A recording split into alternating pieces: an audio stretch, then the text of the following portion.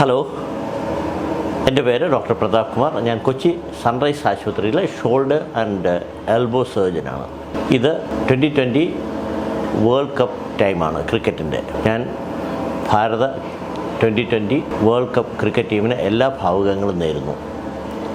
ഇപ്പോൾ സംസാരിക്കുന്നത് ക്രിക്കറ്റിൽ നമുക്ക് ഷോൾഡറിലുണ്ടാകുന്ന കുഴതെറ്റലിനെ കുറിച്ചാണ്.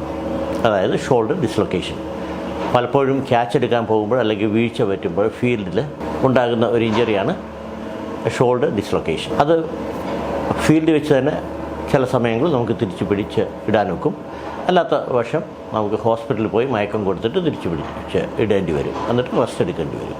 ഈ പ്രായത്തിലുള്ള ക്രിക്കറ്റേഴ്സിന് അവർ വളരെ ഡിമാൻഡിങ് ആണ്. അതുകൊണ്ട് തന്നെ വീണ്ടും വരാനുള്ള സാധ്യത കൂടുതലാണ്. അവർക്ക് കീ ഹോൾ ചെയ്ത് ആർത്തോസ്കോപ്പിക് ബങ്കാർഡ്സ് റിപ്പയർ എന്ന സർജറിയാണ് ചെയ്തതിന് ശേഷം റീഹാബിലിറ്റേഷന് ശേഷം 4 മുതൽ 6 മാസത്തിന് ശേഷം ക്രിക്കറ്റ് ഫീൽഡിൽ തിരിച്ചു വരാൻ നോക്കും. നന്ദി.